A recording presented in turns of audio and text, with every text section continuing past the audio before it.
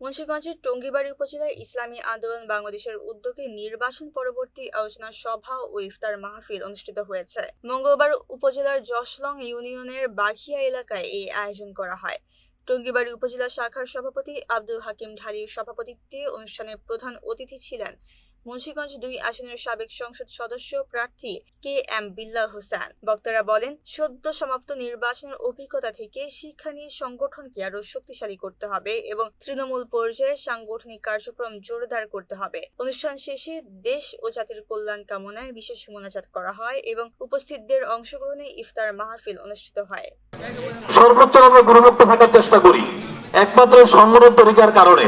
আড্ডায় আপনি আমিও টাকার কাছে নির্বাচনে বিক্রি হয়ে যেতাম, মিথ্যার কাছে বিক্রি হয়ে যেতাম, ইসলাম বিক্রি করে দিতাম। কিন্তু আল্লাহর ফজল করবে ইসলামী আন্দোলন বাংলাদেশ করার কারণে আল্লাহ পাক আমাকে ভালো মন্দ বোঝার তৌফিক দান করতে। আজকে যারা দুনিয়াবী রাজনীতি করে আর আপনারা আমরা যারা রাজনীতি করি, সবচেয়ে দামি জিনিস হলো আল্লাহ পাক আমাদের গুণামুক্ত রাখছে।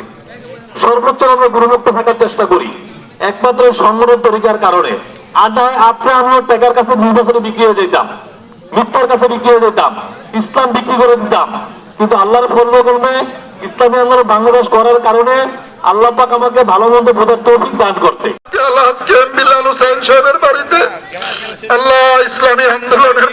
আল্লাহর কাছে জবাব দিবেন। আপনারা দেখেছেন মুফতি নুর হোসেন নুরানী ৫৪,০০০ ভোট পেয়েছে মুন্সিগঞ্জে। ওখানে তো কোনো তাদের অস্তিত্ব নাই, এই জামাত ভোটের কোনো অস্তিত্ব নাই মুন্সিগঞ্জ। কোথায় বলে ৫৪,০০০ ভোট? তার মানে পাতানো নির্বাচন। আমরা এই আসনে দেখেছি এনসিপি ৫৮,০০০ ভোট পেয়েছে। এই ভোট কোথা থেকে তারা সংরক্ষণ করেছিল? আমরা রমজান মাস, আমরা যদি পাতানো একটা নির্বাচনে অংশগ্রহণ করতাম, পার্লামেন্টে আমরাও ১০-১২টা সিট পেতাম, কিন্তু দেশের জনগণের ভাগ্যের পরিবর্তন হতো না। দেশের কোনো